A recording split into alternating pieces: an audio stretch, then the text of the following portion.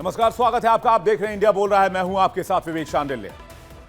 90 के उस दशक को याद कीजिए जब कश्मीर में सेना की गाड़ियों पर पत्थरबाजी, आए दिन घाटी का बंद रहना, आतंकवादी घटनाएं, आतंकवादी हमले, देश के अंदर आतंकी हमले, दिल्ली से लेकर मुंबई तक, उत्तर से लेकर दक्षिण तक, असम से लेकर गुजरात तक, क्या स्थिति होती थी इस देश की।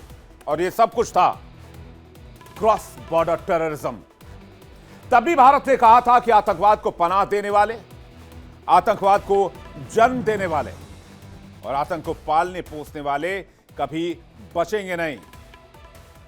हिंदी में एक बहुत मशहूर कहावत है, बोया पेड़ बबूल का तो आम कहां से पाए। यही कहानी है पड़ोसी मुल्क पाकिस्तान की। पिछले 4 दिन में 6 आतंकी हमले, पाकिस्तान में चारों तरफ खून खराबा। जिस आतंक की राह पाकिस्तान चला, उसी रास्ते ने, उसी आतंक ने पाकिस्तान को खत्म करने की ठान ली। वो आतंक पाकिस्तान के लिए भस्मासुर बन चुका है। तो क्या पाकिस्तान के दिन गिने चुने बचे हैं? क्या पाकिस्तान की उल्टी गिनती शुरू हो चुकी है? सारी खबरें डिटेल से और इसी पर करेंगे इंटरनेशनल डिबेट। देश और दुनिया से हमारे साथ मेहमान जुड़ेंगे। पाकिस्तान जिसकी स्टेट पॉलिसी टेररिज्म रही, जो हमेशा भारत को जलाना चाहता था, और जो आतंक की आग उसने लगाई, उस आतंक की आग में पाकिस्तान आज खुद फंसा हुआ है। पाकिस्तान आहिस्ता आहिस्ता जल रहा है। पाकिस्तान धीरे धीरे करके ही सही खात्मे के कगार पर पहुंच रहा है। और यह बात कोई हवा हवाई नहीं है, कोई कयास नहीं है। जो तस्वीर सामने आई है पिछले 1 हफ्ते में, उसकी डिटेल में आपके सामने रखूंगा, तो आपको मेरी बात पर पूरी तरीके से यकीन हो जाएगा। क्योंकि आज की अगर मैं खबर आपको बताऊं तो टीटीपी के आतंकियों ने पाकिस्तान के टुकड़े टुकड़े कर दिए। बालूचिस्तान से लेकर पीओके तक हर कोना बगावत पर उतारू है। आतंक का सौदागर, आतंक का शिकार बन चुका है। उसने जिन सांपों को पाला, वो सांप आज अजगर बन गए।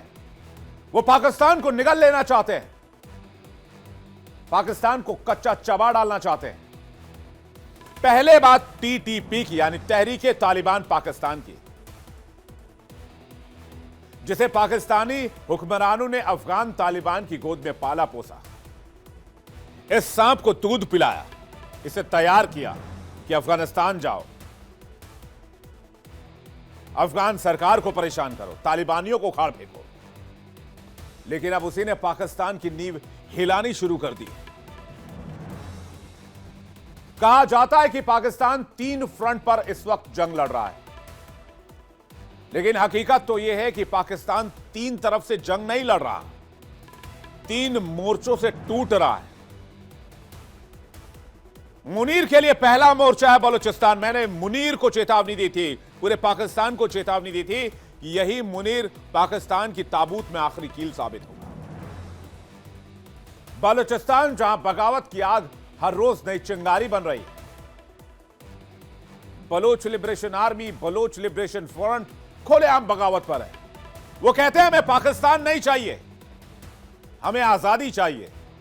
हमने जो आजादी की लड़ाई 1948 में शुरू की, वो आजादी हमें दे दो। हर एक बलूचिस्तानी का यही मानना है। हर एक बलूचिस्तानी की यही मांग है कि पाकिस्तान बलूचिस्तान छोड़ो।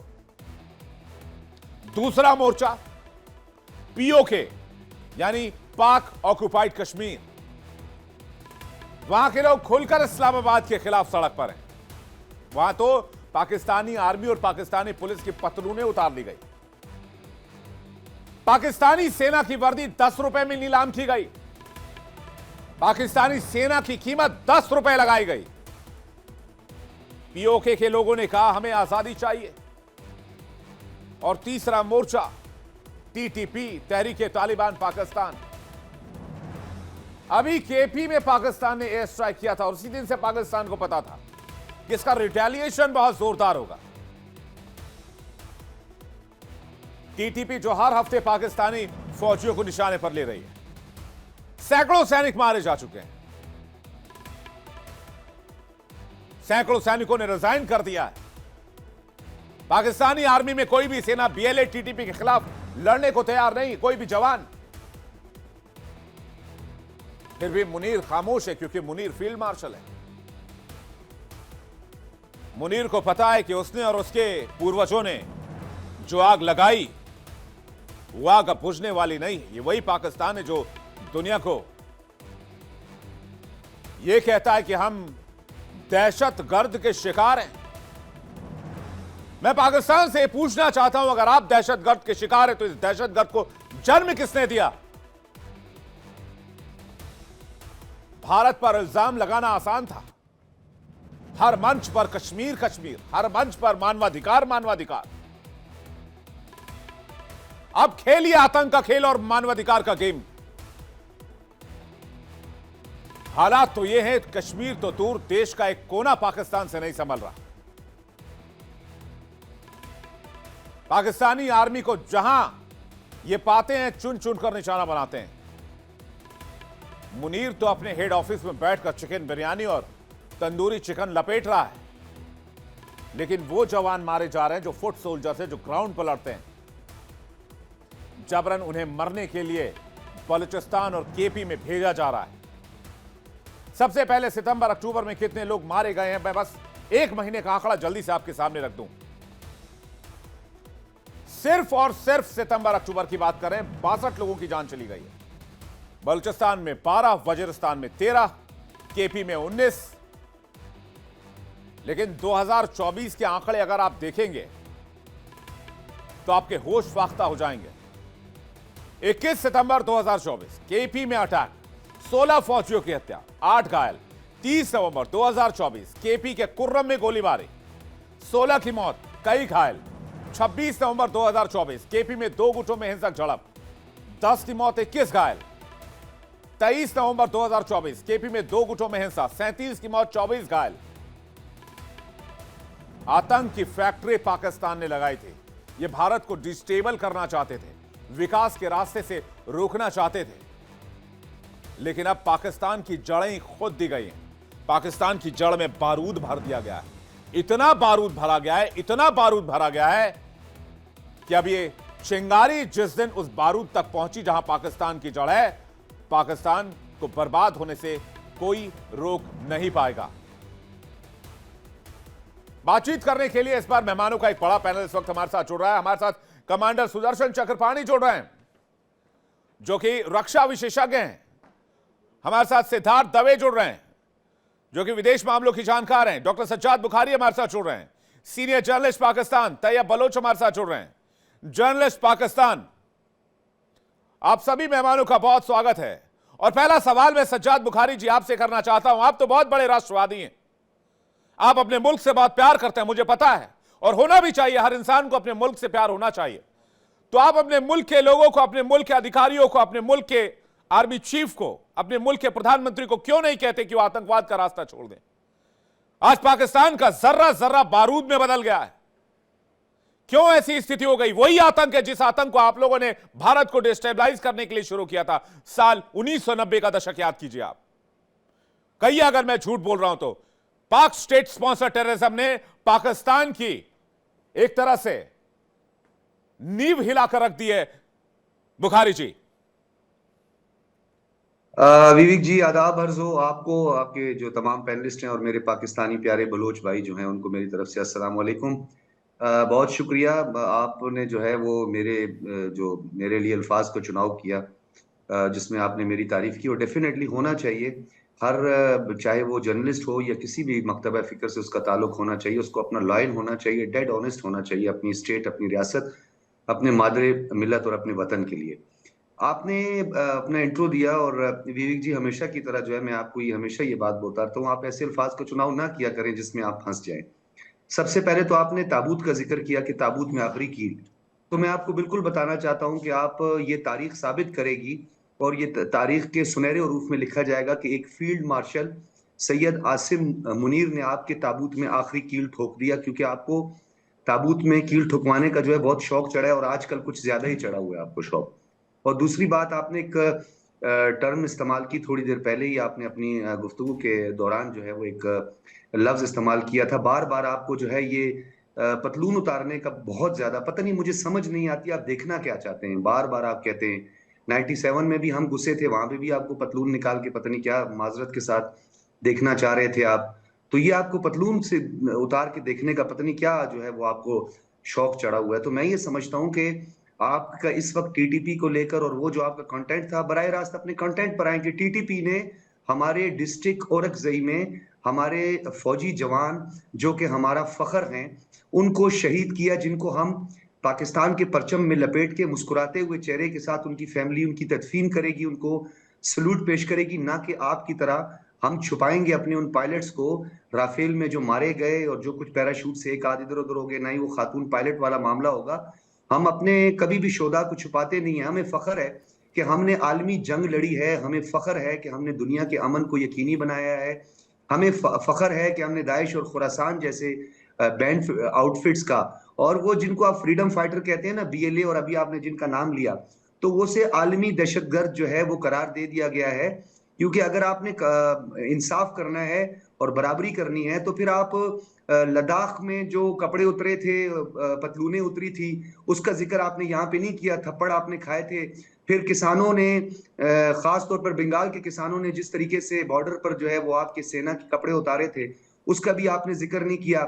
और मणिपुर में जो अभी सब कुछ चल रहा है वो भी आपने जिक्र नहीं किया। ठीक लद्दाख है, आपके हाथों से जा रहा है, सब कुछ हो गया आपके बुखारी हाथों जी। से जा रहा है, ये साफ सब नहीं हवा है। हवाई, भाई जैसा आपका मुल्क वैसा आपका जवाब, सब हवा हवाई। आपने दो चीज मुझसे पूछा कि भाई आप लोगों को जो है वो ताबूत में कील ठोकने का इतना शौक क्यों है।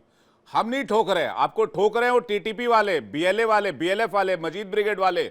उनसे जाके पूछिए वो आपको ठोकने में इतना बिलीव क्यों करते हैं, क्यों आपको इतना, आपकी ठुकाई इतना पसंद करते हैं, पहली बात। दूसरी बात, हमने पतलून उतरवाई नहीं, आप लोगों ने पतलून उतारी। तो आप लोगों ने पतलून क्यों उतरवाई और आप लोग करना क्या चाहते थे, ये तो आप लोग ही बेहतर बता पाएंगे। मैं इसमें क्या बता सकता हूं, मैं तो पत्रकार आदमी ठहरा। आप लोग उतारने के शौकीन, आप लोग पतलून उतार के करवाना क्या चाहते थे, सरेंडर करवाना चाहते थे, सरेंडर तो कर ही दिया। तो वो आप बेहतर बता सकते हैं, तो मैं खैर उस पर जाना नहीं चाहता। जहां तक बात रही आतंक और आतंकवाद की, तो पूछिए ना टीटीपी वालों से क्यों आपको ठोक रहे हैं।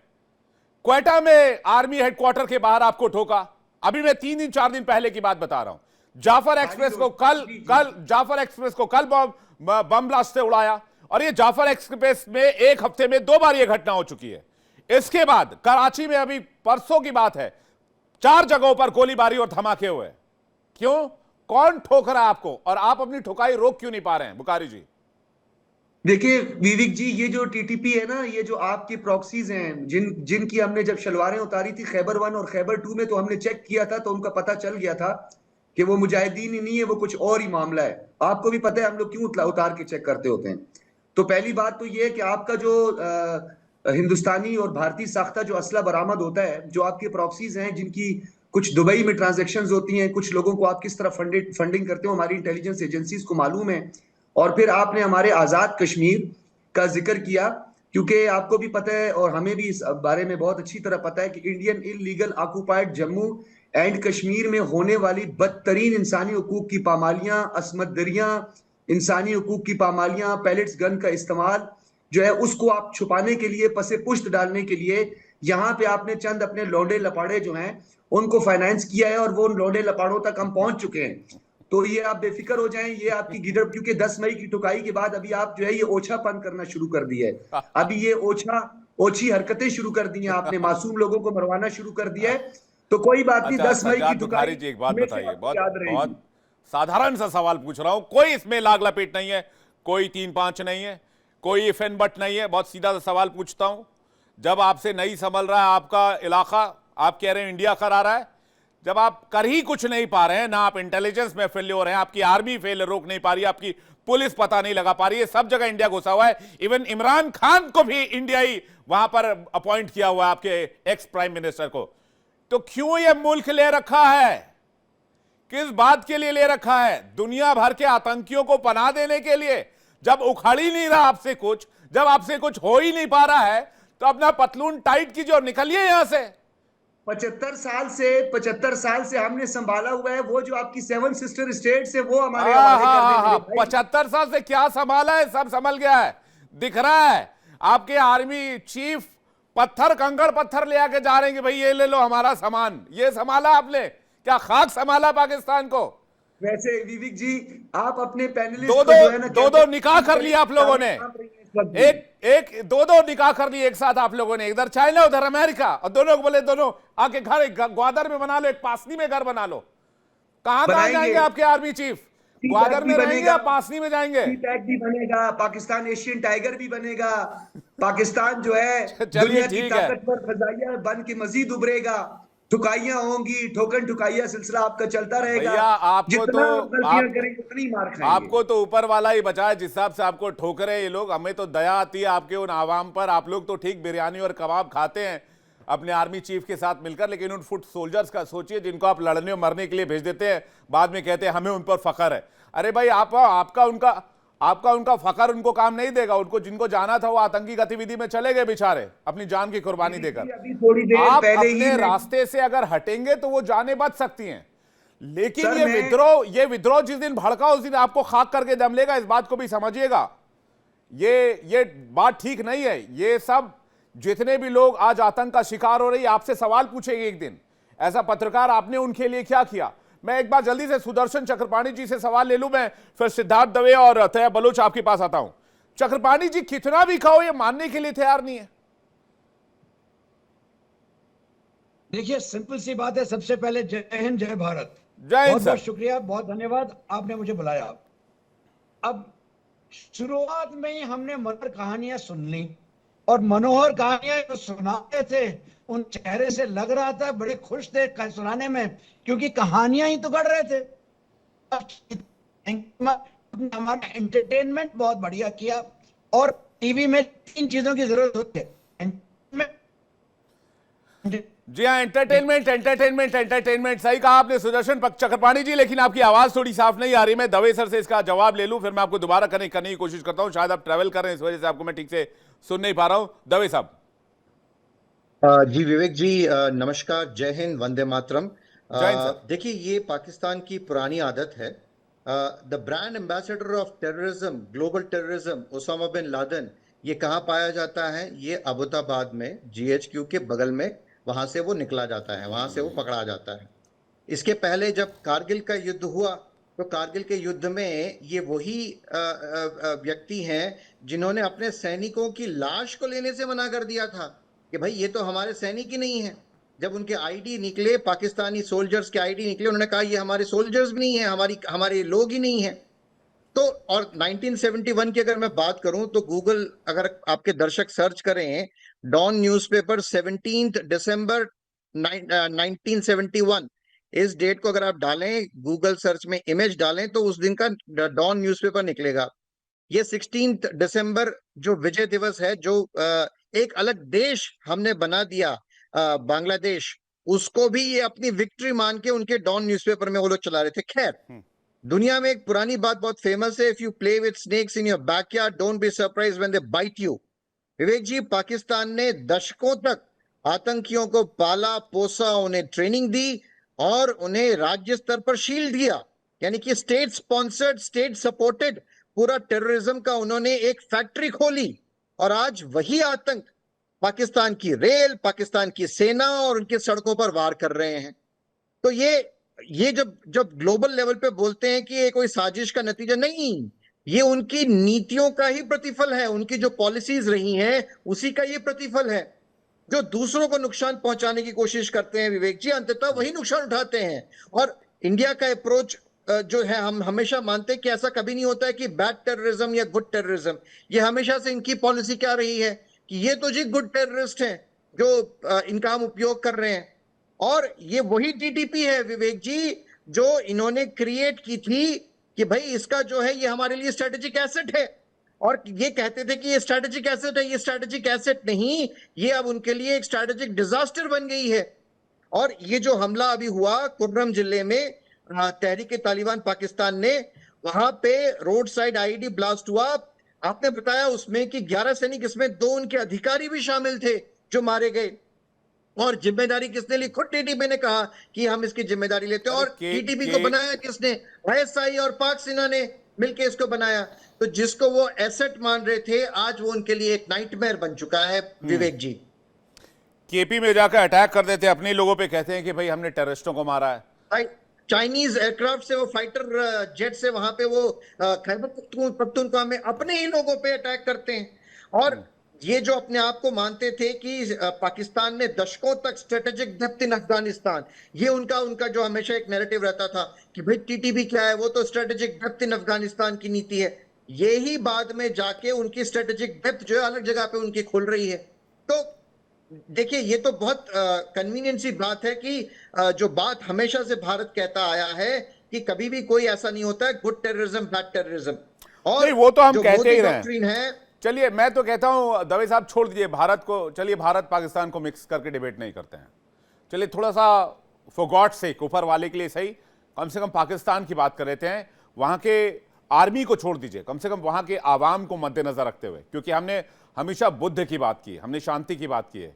हम बुद्ध के रास्ते पे चलने वाले लोग हैं, युद्ध के रास्ते पे नहीं चलने वाले लोग हैं। आप कुछ कहना चाह रहे, बोल लीजिए, फिर मैं तैयब बलोच और सजाद बुखारी जी से सवाल जी जी जी विवेक जी, जैसा आप बिल्कुल सही बता रहे हैं कि वहां पे अभी एक सिविल वॉर लाइक सिचुएशन हो गई है। सेना, आतंकवादी और कट्टरपंथी ये आपस में ही सब भिड़ रहे हैं, और अर्थव्यवस्था जो है वो पूरी चरमरा गई है, दिवालिया हो गया है, राजनीतिक तौर पे अस्थिरता हो गई है, सुरक्षा तंत्र भी उनका टूट चुका है। और एक फाइनल बात कि पाकिस्तान, जिसको लोग समझते थे, विश्व समझता था कि ये न्यूक्लियर वेपन देश है, लेकिन अब ये फेल स्टेट हो चुका है। और ये हर तरह से ये दुनिया के लिए एक सबसे बड़ा खतरा हो रहा है।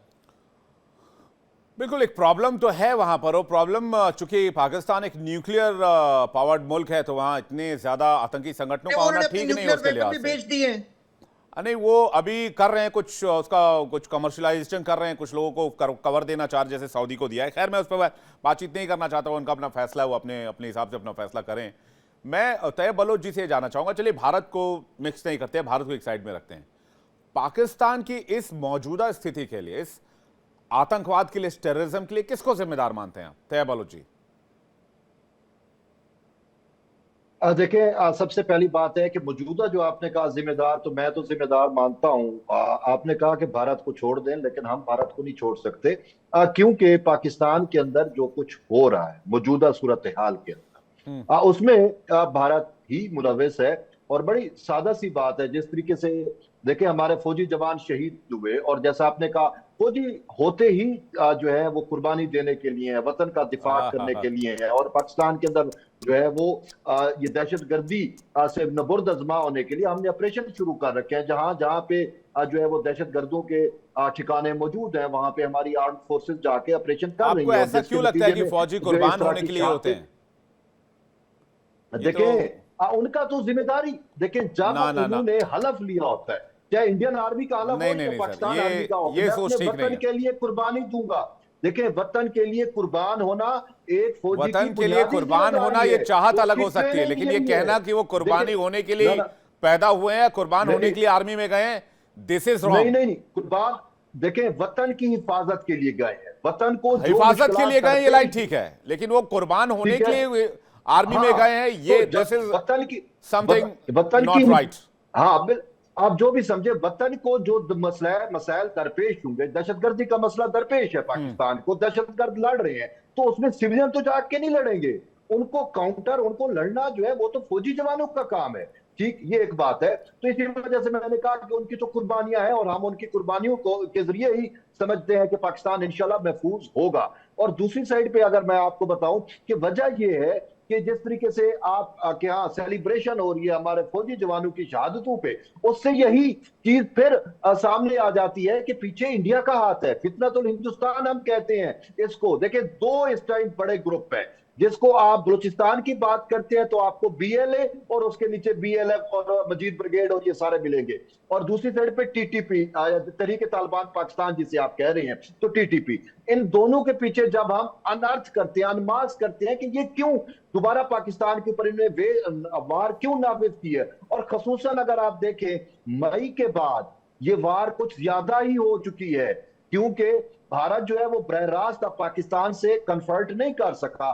जिस तरीके से मई में किया गया, आपने ऑपरेशन सिंदूर लॉन्च किया पाकिस्तान पे, हमने मार्का हक किया, तो उसके बाद अब उन्होंने प्रॉक्सियों को एक्टिवेट कर दिया है और उसी प्रॉक्सियों के नतीजे में हमारे फौजी जवान शहीद हो रहे हैं। आए रोज हमारे जो है वो कभी कहां पे धमाके हो रहे हैं, कभी कहां पे हो रहे हैं, लेकिन बहुत जल्द, देखिए बहुत जल्द होपफुली कि ये सारी चीजें जो है एंड अप होंगी। अब अगर आप पाकिस्तान को दोष दे रहे हैं, जो आपने पहला ये सवाल कमाल किया का कि एलिगेशन, हम मतलब सज्जाद बुखारी भी सिर पीट रहे हैं, खैर पता नहीं क्यों सिर पीट रहे देखिए हैं वार कि टीटीपी भी इंडिया ऑपरेट कर रहा है, बीएलए भी इंडिया ऑपरेट कर रहा है, बलूच फ्रंटियर गार्ड्स एक नया ग्रुप आया वो भी इंडिया ऑपरेट कर रहा है, मजीद ब्रिगेड भी इंडिया ऑपरेट कर रहा है, इंडिया की जानिब से इमरान खान को भी इंडिया ही ऑपरेट कर रहा है, इसके पहले भी जितने प्रधानमंत्री आए उनको इंडिया ऑपरेट कर रहा है। कल को तो मरियम नवाज कह रही थी कि भाई हमें लोग कहते हैं कि भाई कटोरा लेकर जो है वो पैसा मांगने आया है, तो आप कल को बोलेंगे कि भाई मरियम नवाज को भी इंडिया ऑपरेट कर रहा है। देखिए इमरान खान के बारे में बात किया, ये बताएं कि खान साहब की जो फॉरेन फंडिंग है उसमें तो तरीके इंसाफ की फॉरेन फंडिंग के पीछे इंडिया का हाथ है। मतलब इंडियन शहरियों ने तरीके इंसाफ को फंड किया है। ये जो आपने बात की ये ऐसे हवा में बात नहीं है। अच्छा, लेकिन इमरान खान रॉ के एजेंट है, ये बात तो सही है। जो स्टेट रिकॉर्ड है उससे ये चीज साबित हुई है कि तहरीक इंसाफ को फंडिंग जो की है वो इंडियन सिटीजन्स ने की है और इसराइली सिटीजन्स ने की है। तहरीके इंसाफ और इंडियन फंडिंग है उसके पीछे, तो और वही जेल में भी बैठ के इमरान खान रॉ के एजेंट है, मतलब ये कह रहे हैं आप? मैं तो यही कहूंगा कि वो, क्योंकि अभी भी वो जेल में बैठ के जो बयानियां दे रहे हैं वो तो एंटी स्टेट बयानियां है, और उससे जो है वो आपका मीडिया जो है वो उसके ट्वीट्स को उठा के पाकिस्तान के खिलाफ एज ए प्रोपेगेंडा टूल इस्तेमाल करता है। तो उसके पीछे तो फंडिंग आप लोगों की है। और मैं नहीं कहता, ये इमरान खान की स्टेटमेंट थी। आपके आपका पॉलिटिक्स कंट्रोल नहीं हो रहा, आपके आपका रीजन कंट्रोल नहीं हो रहा, सब इंडिया ही हैंडल कर रहा है, इंडिया ही ऑपरेट कर रहा है। तो मैं वही तो बुखारी साहब को कह रहा था, भाई फिर आप क्या, आपका काम यही तो हाइब्रिड वार है ना, यही तो हाइब्रिड वार है। जब आप डायरेक्ट टारगेट नहीं कर सकते तो आप अपनी प्रॉक्सियों के जरिए आ गए। तो यही प्रॉक्सियां हैं जिनको हम कह रहे हैं फितरतुल हिंदुस्तान का नाम दिया हुआ है, या जिनको हमने कहा कि पीछे रा का हाथ है। आपके जो सिक्योरिटी एडवाइजर हैं, ठीक है, उन्होंने तो पूरे पाकिस्तान में आपको बिछाया था। बलोच साहब, आपको कोई गलत फहमी हुई है। मैं एक जनरल नॉलेज का एक क्वेश्चन पूछता हूं, कोई एक ऐसा मुल्क बताइए जिसने न्यूक्लियर पावर्ड मुल्क पर अंदर घुसकर हमला किया हो और वहां के एयर बेसिस और रनवेज भी तबाह किए हों। कोई ऐसा न्यूक्लियर, नॉर्थ कोरिया पर अमेरिका नहीं घुस सका आज तक, हम पाकिस्तान में जाकर टेररिस्ट कैंप्स और वहां के रनवेज को उड़ाकर वापस हो गए। इतने बड़े गड्ढे कि वो गड्ढे आज तक आपसे भरे नहीं जा रहे। इकलौता इंडिया एक ऐसा मुल्क है जिसने न्यूक्लियर पावर्ड मुल्क पर हमला किया तो है। आपका 7 तारीख की वो तारीख आप याद रखेंगे 7 जन्मों तक। आपने जाना, हमें अगर आपसे जंग करनी होगी, आपके यहां टेररिस्ट कैंपों को तबाह करना होगा, हम सामने से आएंगे। हम प्रॉक्सी वाले लोग नहीं है बलोच साहब। 9 मई को याद रखें। और बलूचिस्तानियों का वास्ता है, कम से कम अपने दिल पर हाथ रखकर सच्चाई कबूल करने की ताकत रखिए, वो हौसला रखिए, वो ईमान दिखाइए। 10 मई की सुबह क्या हुआ था? हमने जो जवाब दिया, फिर क्यों जाके ट्रंप को नींद से उठाया, क्यों उसको कहा कि सीज फायर किया जाए? आपके तो ऑपरेशन सिंदूर को हमने बाढ़ के रख दिया। आपके डीजीएमओ ने फोन किया था, आपके उप प्रधानमंत्री भी कह चुके हैं कि भारत तीसरे देश की मध्यस्थता स्वीकार नहीं करता। मैं उस डिबेट में नहीं जाना चाहता, वो बहुत बार हम डिस्कस कर चुके हैं। जी सिद्धार्थ दवे कुछ कहना चाह रहे हैं, उसका सज्जाद बुखारी और कमाल चक्रपाणी एक बार फिर से हमारे साथ छोड़ गए। सिद्धार्थ दवे जी कुछ कहना चाह रहे हैं। विवेक जी, ये तैयब जी ने जो शुरुआत में कहा, तैयब बलोच ने, कि भाई पाकिस्तानी फौज तो आती ही है, फौज में आती है मरने के लिए, इनकी लैंग्वेज में शहीद होने के लिए। देखिए क्या डिफरेंस है भारतीय आर्मी, भारतीय फौज, जो कि पाकिस्तानी फौज का तो मोटो भी है जिहाद फी सबीलिल्लाह। भारतीय सेना जो है जिसका मोटो है सेवा अस्माकम धर्म सेवा परमो धर्म, और यहाँ पे हमारे जनरल साहब हैं, कमांडर साहब हैं, और भारतीय सेना में कहा जाता है कि आप मरने के लिए नहीं, दुश्मन को मारने के लिए ज्वाइन कर रहे हैं, दुश्मन को 72 हुरों के पास ले जाना है, दैट इज योर मोटो। तो Indian army, Indian arm forces जो है वो यहाँ पे हर जगह पे ये बताया जाता है कि आप मरने के लिए नहीं, जबकि बल्कि दुश्मन को 6 फीट अंदर नीचे जमीन के नीचे गाड़ने के लिए आप ज्वाइन हो रहे हैं। Coming back to what Tayyab Baloch said, कि भाई वो इमरान खान जो है एंटी स्टेट स्टेटमेंट्स दे रहे हैं। अब इनके फील्ड मार्शल भी क्या कहते हैं भारत के बारे में? फील्ड मार्शल कहते हैं कि भैया पाकिस्तान जो है it is like a truck full of gravels, एक ऐसी घटिया ट्रक की तरह है जो कि पत्थरों से भरी पड़ी है, और भारत की तुलना करते हैं वो मर्सिडीज बेंज से, भारत की तुलना करते हैं वो लैम्बोर्गिनी से। तो जब आपके फील्ड मार्शल खुद विदेश की धरती पे जाके ये बयान दे रहे हैं कि वो भैया कहते हैं कि हमारा अगर देश एक तो फरारी पूरे का अगर एक फरारी मलबे से लदे ट्रक से टकराएगा तो नुकसान किसका होगा? तो ये बिल्कुल। कंपैरिजन तो भी वो थोड़ा खुद सा वैसा ही है जैसे कि तैयब बलोच कह रहे हैं कि आर्मी में आते हैं कुर्बान होने के लिए, तो वो थोड़ा सा समझ नहीं पाया उसको। चक्रपाणी जी हमारे साथ जुड़ गए हैं। चक्रपाणी जी कुछ कहना चाह रहे हैं, उसके बाद में सज्जाद बुखारी जी आपके पास आ रहा हूं। विवेक जी, अभी तो हमने बहुत सारी मनोहर कहानियां सुन ली। हकीकत क्या है? हकीकत यह है कि पाकिस्तान में ना रोटी है, ना कपड़ा है, ना मकान है। रोटी क्यों नहीं है? क्योंकि उन्होंने कभी भी अपने लिए डैम नहीं बनाए। जो डैम है उनको डिसेल्ट नहीं किया। और जो सिंधु नदी है, इतनी बड़ी नदी है, वो बाय एंड लार्ज ड्राई हो जाती है समर मंथ्स में। कपड़ा ऑब्वियसली कॉटन है, लेकिन कोई बनाने वाला नहीं है क्योंकि बिजली नहीं है। बिजली कहां से आएगी? उसको थर्मल पावर चाहिए, थर्मल के लिए पानी चाहिए, पानी है नहीं। मकान एक तो ढह गए, जो बचे कच्चे हैं वहां पे कोई रहने वाला नहीं है। तो बुरा हाल तो है ही। सर वो बात देखिए, दूसरा गुर्बत तो देखिए है वहां आप पर, लेकिन मैं गुर्बत ये तो है ही। चक्रपाणी जी मैं ये जानना चाह रहा हूं कि और पाकिस्तान के पीछे आतंकी या फिर जिनको पाकिस्तानी आतंकी बोल रहे हैं, हम तो कह रहे हैं कि भाई बलूच अपनी जमीन मांग रहे हैं उनको दे दो, केपी वाले अपना केपी मांग रहे हैं, टीटीपी वाले वो उनको दे दो, तो वो तो अपने ही लिए संघर्ष कर रहे हैं। देखिए ऐसा है विवेक जी, हाँ ये हमारे जो गेस्ट हैं इनको मालूम, इनको डेफिनेटली एक नाम या जरूर पता होगा, वो है अख्तर मैंगल का। ये कौन है अख्तर मैंगल? अख्तर मैंगल वही सज्जन है जो इन्हीं के इसमें थे, क्या कहलाता है आपका, असेंबली में थे। उन्होंने मियां नवाज शरीफ को कई साल पहले बताया था कि आपने बलूचिस्तान को पॉइंट ऑफ नो रिटर्न ले आए हैं, क्योंकि आपने कोई भी ऐसा इंसान नहीं है बलूचिस्तान में जिसका कोई भाई, जिसका कोई पिता, जिसका कोई हस्बैंड जेल में नहीं है या उस मुर्दा नहीं है, उसको मालूम ही नहीं कि मेरे है ना आदमी लोग कहाँ हैं। इसीलिए तो वहां पे मेहरान बलोच भी चलती गई हैं जहां तक, और उनको जेल में डाल दिया आपने। ये अब आप कह रहे हैं 3 हिस्से, मैं तो कहता हूं 4 हिस्से। एक बलूचिस्तान, दूसरा केपीके, तीसरा पीओजेके, और चौथा सिंध। ये क्यों अरे भूल जाते हैं कि द्रास में जो अरे जो अरे अरे BRAS अरे उनका सर organization चक्रपाणी है। जी, एक सरायकिस्तान भी तो कह रहे हैं, वहां कुछ सरायकी अपना इलाका मांग रहे हैं। वही वही तो सिंध का हिस्सा आ जाता है। यही तो है, अब यही तो मैं बता रहा हूं। तो पांच DRAS उनका, सॉरी BRAS जो है 5-0 उसमें तो सिंध, हाँ 5-0 5-0 करते रहेंगे। देखिए 5-0 7-0 हो गया है अभी तक, हमारे लिए तो 12-0 है। क्रिकेट में तो 12-0 है ठीक और है। इसी महीने 4-0 है। हाँ हकीकत तो ये है। कितने अंडे लेंगे अच्छा, पता नहीं। दूसरी खैर बात देखिए, हाँ जल्दी से सर। हाँ दूसरी देखिए, एक क्विकली बात बताता हूं। यहां आप ये देखिए, इनका जो फील्ड मार्शल और प्राइम मिनिस्टर है, उन्होंने क्या किया है? उन्होंने पाकिस्तान को बेच दिया है, पाकिस्तान की जमीन को बेच दिया है अमेरिका को चंद सिक्कों के लिए। जो अमेरिका में जो डील हुई है वो क्या थी फाइनली? वो डील तो यही है कि पाकिस्तान अपने सैनिक भेजेगा गाजा में। कितने भेजेगा? उसको कम से कम 25 से 30 हजार सैनिक भेजने पड़ेंगे।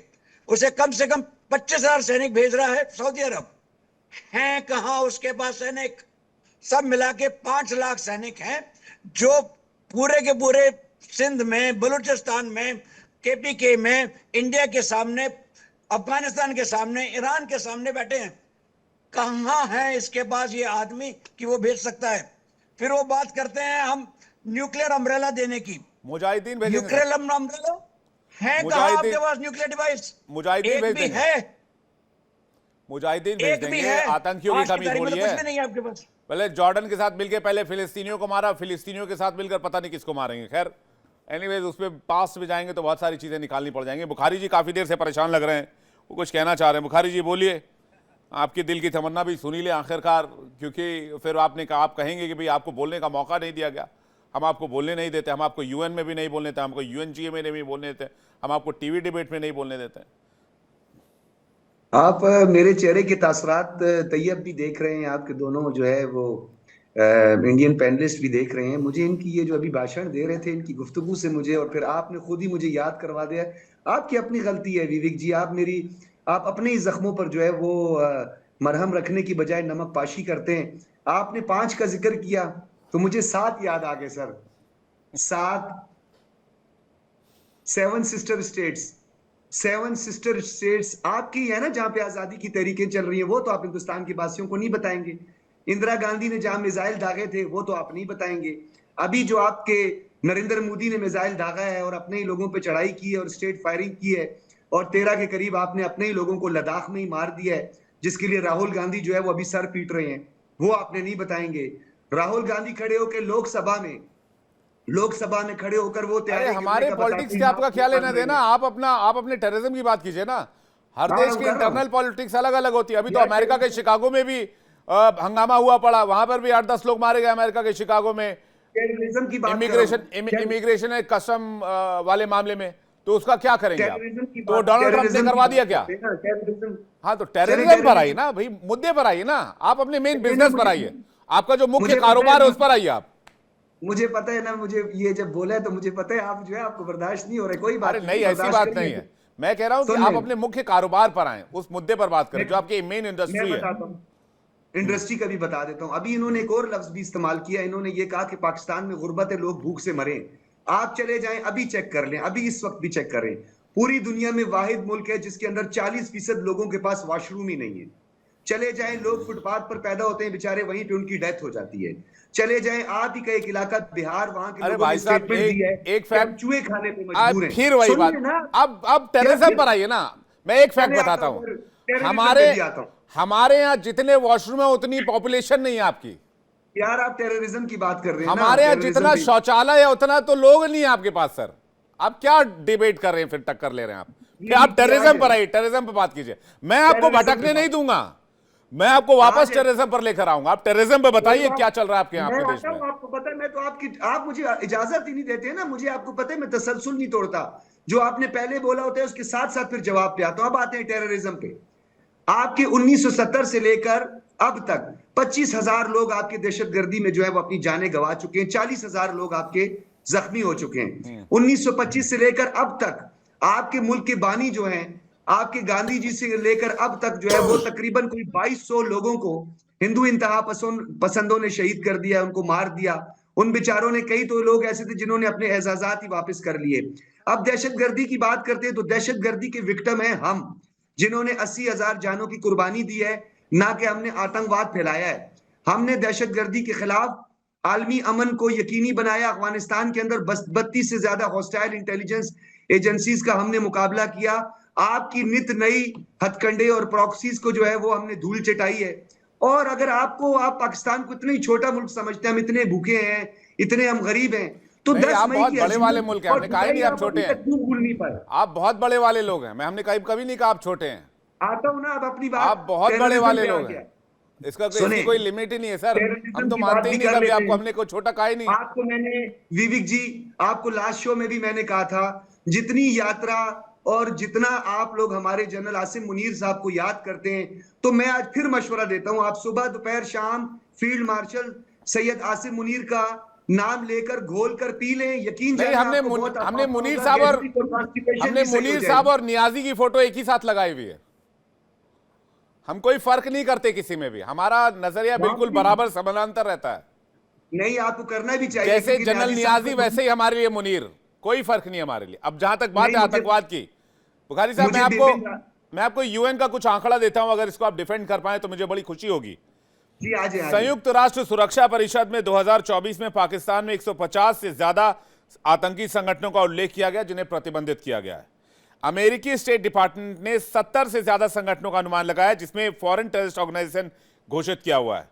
पाकिस्तानी सरकार मानती है कि 20 से ज्यादा आतंकी संगठन पाकिस्तान में है, लेकिन वास्तविक संख्या इससे ज्यादा है।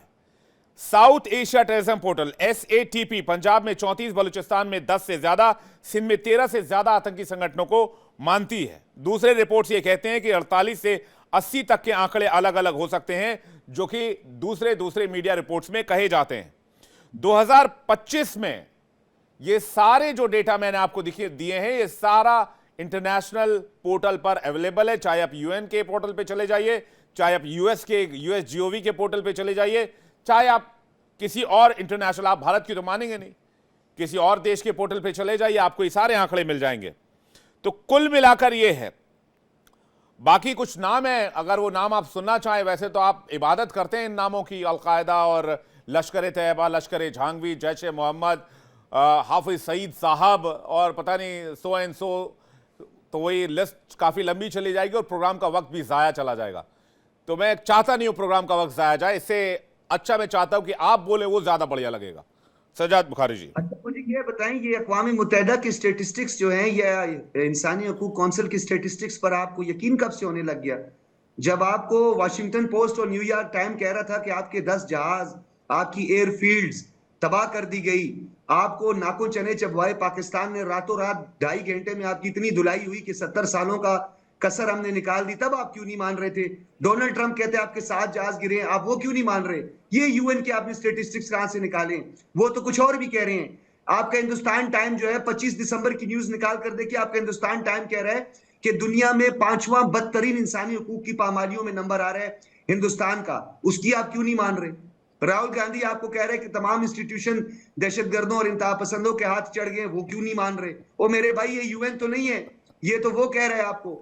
हम आपको कह रहे हैं, पूरी दुनिया कह रही है 40 से ज्यादा बैंड आउटफिट्स हैं आपके मुल्क के अंदर जो आपसे सज्जाद बुखारी चाहते जी, हैं, आप उनको विद क्यों ड्यू नहीं मान रहे? रिस्पेक्ट सज्जाद बुखारी जी, मैं तैयब बलोच जी के पास जाऊं और चक्रपाणी जी भी हमारे साथ जुड़ गए। सवाल का जवाब सवाल नहीं होता है, सवाल का जवाब जवाब होता है। आपने सवाल का जवाब सवाल से दिया। मसला यह है कि आपने अपने आतंकी संगठनों पर अभी तक कोई बातचीत की नहीं है, जो काफी टेंशन वाला विषय है। मुझे लगता है कि as a serious journalist, as a senior journalist, तो आपको कम से कम इन मुद्दों पर फोकस करना चाहिए, क्योंकि आपके लोग मारे जा रहे हैं। हमारे यहाँ पिछले 8-10 साल से कोई आतंकी बड़ी घटनाएं नहीं हुई हैं। कुछ 2-4 घटनाओं को छोड़ दिया जाए जब हमने आपकी मजम्मत की, इसके अलावा नहीं हो। उसके बाद भी हमने कहा कि भाई अब ऐसा ना करना कि हमें जो है वो सुदर्शन चक्र ही चलाना पड़ जाए। मेरी बात सुने, आपके लिए बेहतर यही है कि आप तैयब बलोच से जो है वो बात करें, क्योंकि मैं तो वो क्या कहते हैं, फील्ड में इतना ज्यादा काम नहीं करता। तैयब बलोच जो है वो क्या कहते हैं, फील्ड में ज्यादातर रहता है, फ्रंट लाइन पे ज्यादातर रहता है, और हमेशा इसने जो है जर्नलिज्म के लिए कुर्बानियां दी। हम तो स्टूडियो में आपकी तरह जो है आके पफिंग मफिंग करके बैठ जाते हैं। वो तैयब बलोच सही जुदाई करेगा। ये भाई साहब, आपने बुखारी साहब वही वाला काम कर दिया कि 4 दोस्त थे, पहला दोस्त पिट गया तो पहले ने कहा कि भाई मेरे 3 दोस्तों को अगर तुमने हाथ लगाया तो मैं बता के तुमको यही समझा दूंगा। फिर दूसरा वाला भी पिटा तो बोला दोनों पिट गए भाई, अब उन दोनों को हाथ मत लगाने। फिर दोनों पिटे इस चक्कर में। तो आप तो खुद जाते ही जा रहे हैं भाई, तैयब बलोच साहब के आप चाहते हैं लपेट ले। मैं ऐसा नहीं करूंगा। मैं खुददार जर्नलिस्ट हूं, मैं एक ईमानदार जर्नलिस्ट हूं। मैं ऐसा नहीं करूंगा। मैं बात और सवाल दोनों फैक्ट पर पूछूंगा। मैं आपके बहकावे में नहीं आ सकता। चक्रपाणी जी कुछ कह रहे हैं, उसके बाद बलोच साहब मैं आपके पास आ रहा हूं। विवेक जी, बहुत मनोहर कहानियां सुन ली और सुन के बहुत खुशी मिली है कि इनको इतनी सारी जानकारी है हिंदुस्तान के बारे में। Thank you very much. कृपा करके अपने पाकिस्तान की जानकारी ले लें। आपको क्या पता है कि आपके डैम्स का जो स्टोरेज कैपेसिटी है वो 20% से कम है? क्या आपको पता है कि आपके डैम्स में आपके जो पानी है, सिंध प्रोविंस और पंजाब प्रोविंस के बीच में लड़ाई चल रही है, और ये लड़ाई को करने के लिए आपको नेशनल असेंबली जाना पड़ा था कि ये सुलह कुछ कर ली जाए। नहीं, ये कह रहे हैं मई के बाद ये आतंकी लड़ रहे हैं पानी के लिए। चक्रपाणी जी जो ये एलिगेशन लगा रहे हैं वो ये लगा रहे हैं, कह रहे हैं मई के बाद ये आतंकी घटनाएं पाकिस्तान में बढ़ी है, ये प्रॉक्सी एलिमेंट है इंडिया के जो यहां अटैक कर रहे हैं। अब इससे बेसलेस एलिगेशन क्या हो सकता है? Thank you very much. हम तो बहुत खुश हैं, इंडिया के प्रॉक्सी एलिमेंट है। आप ये सब के सब हमारे नाम पे डाल दीजिए, अपना देश बर्बाद कर लीजिए, और उसके बाद इन्हीं अपने वाक्यों के कागज उठा के आग लगा के गर्मी हाथ से कीजिएगा। क्योंकि इतना हम जानते हैं, हिंदुस्तान ऐसा मुल्क है जिसने कभी प्रॉक्सी का इस्तेमाल नहीं किया है। हमें मारना होता है, हम घर के अंदर घुस के मारते हैं, और बिना मुंह पे पट्टी बांधे हुए हम आएंगे, मुंह पे बिना पट्टी बांधे हुए आपकी पिटाई करेंगे और आपको कहेंगे आप अपना तोहफा हमें कबूल करवाइए, वरना आपकी और भी पिटाई होगी, छितर बढ़ेंगे। लेकिन ये सब छोड़िए, आप अपने गिरेबान में देखिए, आपको खुद मालूम पड़ेगा आप कितने पानी में, सॉरी पानी तो है नहीं आपके पास, तो आप पानी में कहां जाएंगे? आपको जाके देखिए पीओके में सजाद बुखारी जी और तैयब बलोच कुछ कहना चाह रहे हैं। ठीक है सर, वापस लौट रहा हूं, समय थोड़ा सीमित है। सजाद बुखारी जी कुछ कहना चाह रहे हैं, जल्दी से रिएक्शन दीजिएगा। तैयब बलोच बहुत देर से वेट कर रहे हैं। मैं बड़ा इनको एक शॉर्ट सा जवाब देना चाहूंगा। इन्होंने कहा कि पाकिस्तान का इन्होंने जिक्र करते हुए एक छोटा सा मैं गुजारिश इनके सामने रखना चाहूंगा। इन्होंने कहा कि पाकिस्तान, देखिए हम जिन आपको प्रॉक्सीज जिनको हम कह रहे हैं ना, जो इंडियन प्रॉक्सीज हैं जिनको हम फितनतुल हिंदुस्तान कहते हैं, उनके पास तो फिर भी इंसान है ना, वेपन भी है, वेल इक्विप्ड है। और मेरे भाई आप लोग तो हमारी टिड्डियों को नहीं बख्शा। आपने कहा टिड्डियों से हमला कर दिया, हमारे गुब्बारे आपने पकड़ लिए, हमारे कबूतर आपने पकड़ लिए। आप तो इतनी इखलाकी पस्ती के शिकार हैं कि वहां से अगर तेज हवा भी चलती है आप कहते हैं वो भाई जनाब पाकिस्तान ने कोयटा वाली ठंडी हवा भेज दी है। ओ खुदा के बंदे, हम तो फिर भी इंसानों की बात करते हैं। आपने तो हमारे कबूतर और टिड्डियां नहीं छोड़ी, हमारे कश्मीरियों के कबूतर आप कितने दिन तक कब्जा करके बैठे हुए थे। अब बुखारी साहब, जितनी औकात रहेगी उसी हिसाब से हम अनुमान लगाएंगे। हम क्या करें, हमारी गलती थोड़ी है। तैयब बलोच कुछ कहना चाह रहा है। देखिए तैयब बलोच भी चले गए, शायद उनका फ्रेम चला गया है। तैयब बलोच शायद चले गए हैं। दवे साहब कुछ कहना चाह रहे हो, उसके बाद मैं आ रहा हूं वापस, तब तक शायद तैयब बलोच वापस आ जाएं। सिद्धार्थ दवे जी क्यों ये प्रॉक्सी का एलिगेशन क्या फेस सेविंग है पाकिस्तान में, वहां के आर्मी पर्सनल के लिए, वहां के पॉलिटिशियंस के लिए? जैसे कमोडोर सुदर्शन चक्रपाणी जी ने कहा, ये जो पाकिस्तानी जर्नलिस्ट हैं उनको, कि अगर आप ये मानते रहेंगे कि ये प्रॉक्सीज हैं, ये तो भारत की तरफ से हैं, तो trust me, you will not serve the good purpose for Pakistan. कि वो जो जो रीजन है, जो बीमारी है, जो बलूचिस्तान आपके वहां से अलग होना चाह रहा है, जो बलूचिस्तान की वहां पे जो फ्रीडम मूवमेंट है, जो खैबर पख्तूनख्वा के लोगों पे आप जो बमबारी कर रहे हैं, उनको लग रहा है कि ये खैबर पख्तूनख्वा पे बमबारी जो है, चाइनीज जेट में बैठ के वो भारतीय पायलट्स आए थे और वहां पे खैबर पख्तूनख्वा पे बमबारी करके चले गए। अगर आप इस खुशफहमी में रहना चाह रहे हैं तो good for you, but ultimately it will only harm you guys. That is point number 1. Number 2, Sajjad Bukhari, you seem to be a sensible journalist. You need to unearth the reason behind जो भी वहां के लोगों की जो दमन हो रहा है, उनके ऊपर जो पाकिस्तानी आर्मी जो जुल्म कर रही है, इनोसेंट बच्चों और महिलाओं पे बमबारी की गई खैबर पख्तूनख्वा में अभी जस्ट अ वीक बैक, और इसके लिए आप भारत को जिम्मेदार ठहरा रहे हैं। जो वहां पे जो भी बलूचिस्तान में बलूचिस्तान लिबरेशन आर्मी कर रही है, वो फ्रीडम मूवमेंट है, उनकी तरफ से जो है वो पिछले कई बरसों से वो लोग फ्रीडम स्ट्रगल कर रहे हैं। बिल्कुल सही और बात ये है। कई बरसों से नहीं है इंडिपेंडेंस। ये जो 1948 में, मार्च 1948 में फेकरी और इन्होंने धोखेधड़ी से बलूचिस्तान को हड़प लिया, तो तब से उनकी तो जो फ्रीडम स्ट्रगल है वो तब से चल रही है। जो इनके जो नेता थे, उनको जो जबरदस्ती वहां से ले गए और साइन करा दिया, तो ये जो उनकी फ्रीडम स्ट्रगल है 1948 से ही चल रही है।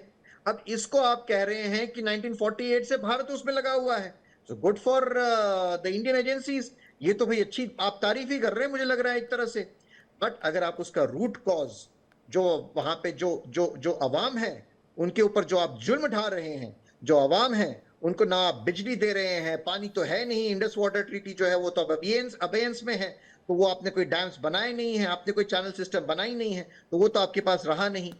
और पाकिस्तान की स्थिति विवेक जी अगर 3 शब्दों में कही जाए तो Pakistan is a hungry nation, Pakistan is a radicalised nation, and Pakistan is absolutely an angry nation. Angry किससे? अपने खुद की आर्मी से वो एंग्री है, अपनी खुद के क्रिकेटर से भी एंग्री है। जवाब ले लेते हैं सजाद बुखारी जी से, उसका फाइनल कमेंट के लिए चक्रपाणी जी आपके पास आ रहे हैं। सजाद बुखारी जी। विवेक जी बात ये ना, क्योंकि बलूचिस्तान की जब भी बात करते हैं तो I am son of this soil, तो मुझे बलूचिस्तान के बारे में जो है वो आप सबसे एज कंपेयर मुझे ज्यादा पता है। तो मैं थोड़ा सा आपको बताता चलूं। आपने 1948 और मार्च की आपने जिक्र की ना, तो प्रिंस अहमद यार खान और खान अफकलात जिनका वो जिक्र कर रहे हैं ना, तो ये मुझे बताएं कि 1948 में जब उन्होंने खुद कायद आजम मोहम्मद अली जिन्ना को बुलाकर बलूचिस्तान को पाकिस्तान में जम करवाया था। सुन ले ना, बात तो सुन ले, फिर आप उससे इत्तेफाक करें ना करें। पहले वो आजाद रहना चाहते थे, अंग्रेजों ने आपको वहां की बस सिक्योरिटी दी थी, वो उसको अलग रखा गया था। जी आप बोल लीजिए, लेकिन ये सही नहीं है कि उन्होंने खुद से सौंपा। ये दिस इज रॉन्ग फैक्ट, जहां तक मैंने पढ़ा है बलूचिस्तान के बारे में, कई किताबों में पढ़ा, मैं सिर्फ एक किताब की बात नहीं कर रहा हूं। जी मैं चैलेंज करता हूं, मेरी बात को गलत साबित कर। चैलेंज वाली बात नहीं है, फैक्ट यही है सर। मैं आपको दस्तावेज भेज दूंगा। और बताइए आप। मैं आपको रिकॉर्ड भेज रहा हूं। भेजिए। मकरान डेला स्टेट ऑलरेडी पहले पाकिस्तान में शामिल हो चुकी थी। खान ऑफ कलात 1948 में, अगर तो ये डिस्प्यूटेड है और पाकिस्तान ने उसमें हमला किया, कब्जा किया, धोखा दिया, तो आप मुझे यूएन में कोई रेजोल्यूशन बता दें। आपकी तो Indian illegal occupied Jammu and UN में कश्मीर की रेजोल्यूशन इसलिए नहीं किया क्योंकि आपको सिक्योरिटी की जिम्मेदारी पहले अंग्रेजों ने दी थी कि आप सिर्फ उस इलाके की रक्षा करेंगे, आप उस इलाके को कंट्रोल कर लेंगे, उस पर कब्जा कर लेंगे। ऐसा आपको कभी कंट्रोल दिया ही नहीं गया। और कलात खान तो हमेशा इसके अगेंस्ट थे कि पाकिस्तान के अंदर में हम रहेंगे। वो चाहते थे कि बलूचिस्तान एक सोवरन मुल्क बने। कैसी बातें कर रहे हैं सर आप? पहाड़ पे चढ़ गया था वो, उनका दूसरा भाई था जो पहाड़ पे चढ़ गया था। खान ऑफ कलात जो थे वो पाकिस्तान की हिमायत करके उन्होंने कायदे आजम मोहम्मद अली जिन्ना को खुद बुलाया था। आपको हिस्ट्री का ही पता नहीं है, आपको पता ही नहीं तो हिस्ट्री क्यों का। ये 1948 से लड़ रहे हैं लगातार?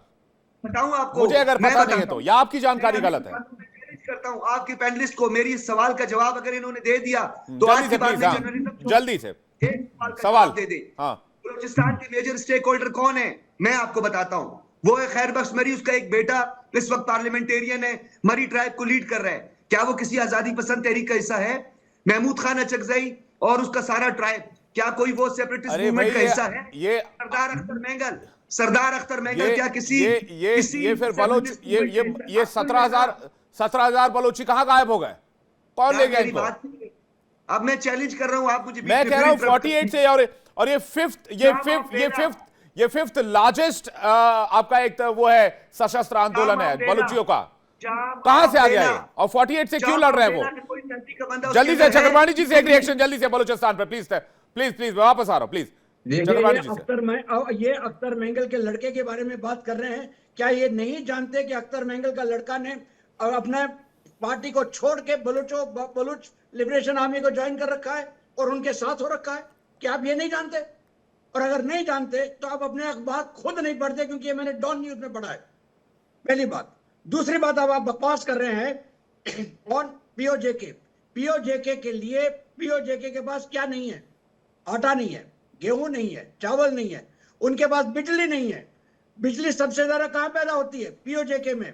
बिल्कुल वो अपनी चीजों के लिए प्रोटेस्ट कर रहे हैं और उसी पर शायद दोबारा से समझौता हुआ है। खैर इस डिबेट में फिलहाल इतना ही समय सीमित है, मुझे डिबेट रोकनी होगी। बहरहाल मैं बहुत शुक्रिया करना चाहूंगा आप सभी मेहमानों का, बहुत बहुत धन्यवाद हमारे साथ जुड़ने के लिए और अपना कीमती वक्त देने के लिए।